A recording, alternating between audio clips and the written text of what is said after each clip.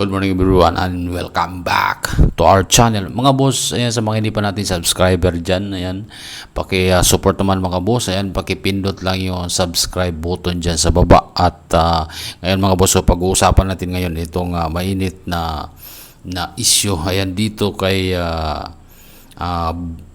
First Family, ayan,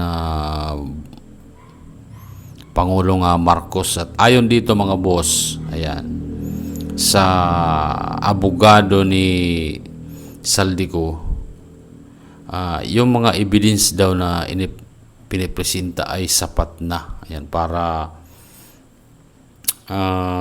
kasuhan, ayan, si BBM o kaya yung mga sangkot lahat ng sangkot lahat diyan sa flood control project. Yung yung isiniwalat daw mga boss ni Saldico ay sapat na para kasuhan silang lahat, ayan, dahil talagang kahindik-hindik itong ginawa nila dito sa corruption mga boss. Ayan mga boss, panoorin po natin itong interview ng lawyer ni Saldico mga boss. Ayan, regarding dito sa mga isiniwalat ni Saldico ng mga ebidensya laban sa mga sangkot ng katiwalian sa gobyerno. Ayan mga boss, panoorin natin. That infrastructure was exceeding education, which would have been unconstitutional. And he also said na di halatang-halata sila. They put it in the net. Because in the insertion, it would have been hidden. Okay. Now, Attorney Rondain, what many felt was a weakness in his testimony was when he said, wala akong kinuha dito. Saldico made himself appear that he was innocent, that he was not inserting, he didn't get a kickback. I'm sure you caught that. What was your reaction to that? Why did he have to add that? Again, Karen, I have no control over content. So, as I've said before, I let my witnesses tell their story.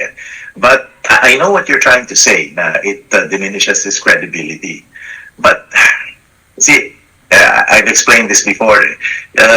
In the world of public opinion, where hard evidence doesn't matter, diba? It's sufficient for us to speculate and to surmise that it is and that. That's fine. But I don't live in that world. I live in a world where only hard evidence matters.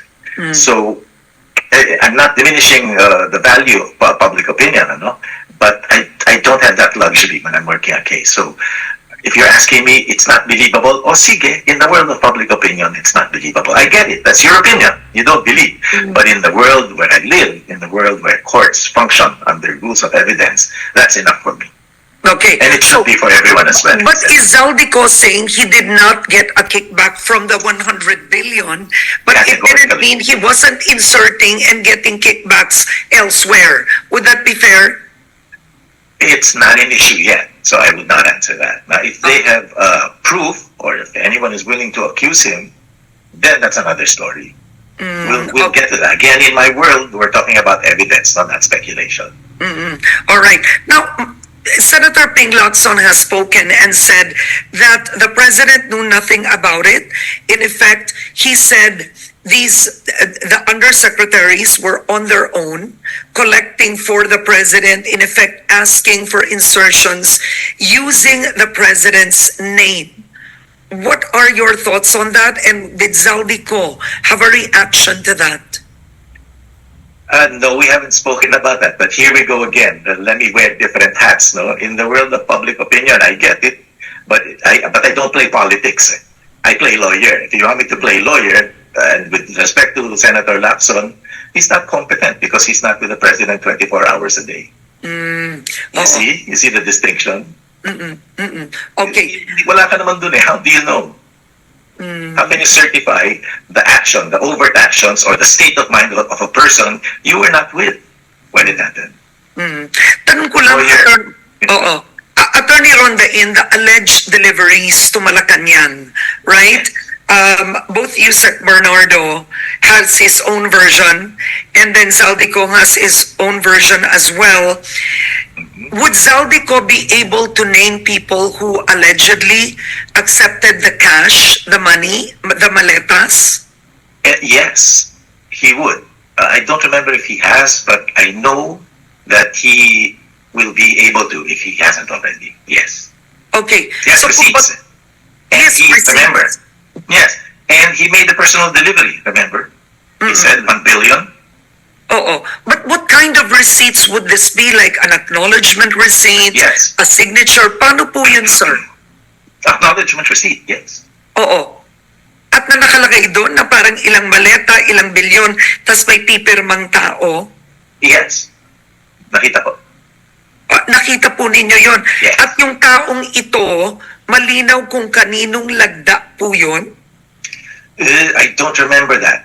But again, I have to believe my client. He said, na ito was received for this, ito was received for that. So I have to believe him. Credibility na lang, no? Whether we believe him or not under the rules of court. Okay. Now, does Zaldico in any way, in doing all of this, does he actually want to be a witness against Martin Romualdez or against the president? Is that the end goal here? I don't think he wants to be a witness. I don't think he wants to volunteer to be a witness. But if someone is summoned by subpoena, he has no choice. Okay. Eventually, when he testifies, when he wants to give his defense, he has to testify. All right. Now, does Zaldico plan to evade arrest? So I want to ask you this.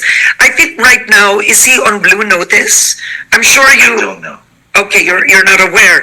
So if a warrant of arrest is issued against him, which it has been, so the government would most likely ask the cooperation of the Interpol or the assistance of the Interpol. Ano po ba ang plano ni Zaldico? There are some individuals who have actually presented themselves to the embassy. John Vic Remulla told me, like I think SunWest employees, merong nasa New Zealand, may nasa New York, they presented themselves, they surrendered. Will Zaldico present himself, surrender, and come home, or he plans to evade arrest? At this time, give me a chance to fight it. Give me a chance to fight the warrants of arrest, because I've always maintained that the charges or the cases should not have been filed because of walang probable cause. So give me a chance to fight that. Let's not discuss the merits because I can't. They're already in court, the cases. That's not evading arrest. That's enforced. That's exercising your rights to resist. If you're asking in the context of whether he will fight it physically, he will not. He's not going to shoot it out with anyone. So you think physically he won't be surrendering himself and he won't come home? No, because I don't want him to waive our options at this time. And by doing this... Ko, without going into the merits, no? Feeling ko, unwarranted yung warrant of arrest. But give me a chance to argue that. Okay. Ang tanong ko lang, Attorney Rondain, under the law, at this point, would he be considered a fugitive already? No. He would not, because he didn't flee the jurisdiction to escape a prosecution. Oh, so hindi pa. So kapag let's say ito... Karen, we're getting dangerously close to sub judice, no? So okay. Let's not talk about the merits of the case. Okay.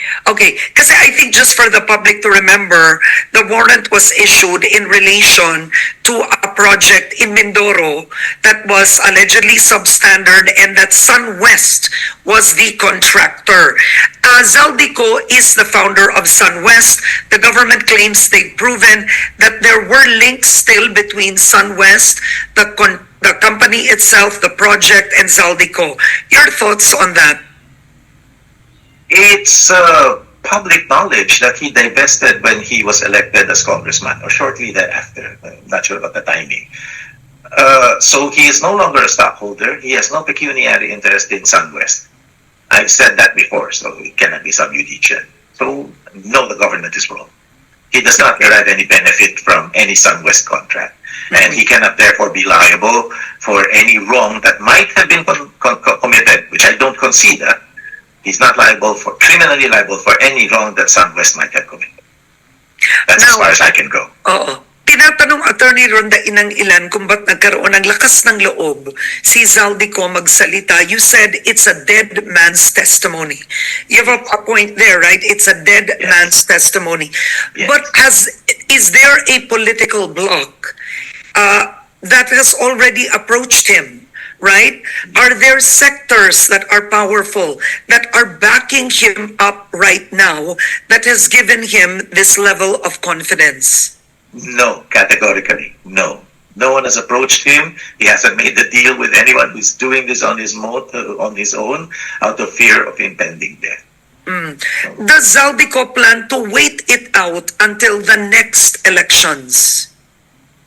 No, the strategy is purely legal. We'll fight this out legally, and that shouldn't be affected by anything political. Doesn't matter who's sitting in Malacanang. Okay, so purely legal, but then when it comes to purely legal, he will do it from abroad. To the extent that I can protect him from an unlawful incarceration, an unjust incarceration, yes. All right. Now, Attorney Rondain, from former Speaker Martin Romualdez to President Marcos Jr., Zaldico now moves to the whole family. He mentions now Congressman Sandro Marcos. He implicates the First Lady, the First Lady's brother in a rice and onion cartel. I mean, does this help Zaldico at all?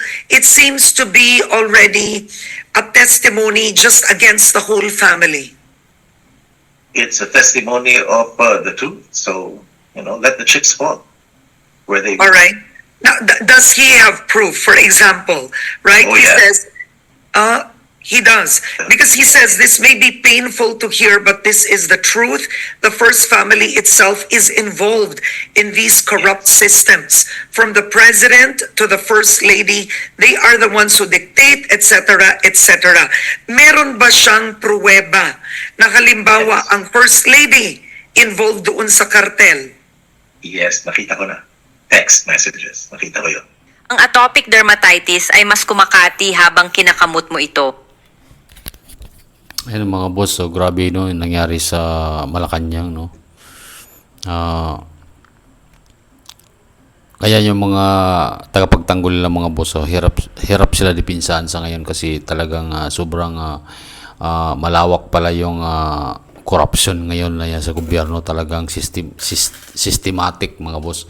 So talagang mahalata naman natin yung kasi yung yung ekonomiya natin ay bagsak, yung mga nag-i-invest nagwi-withdraw ng kanilang pera.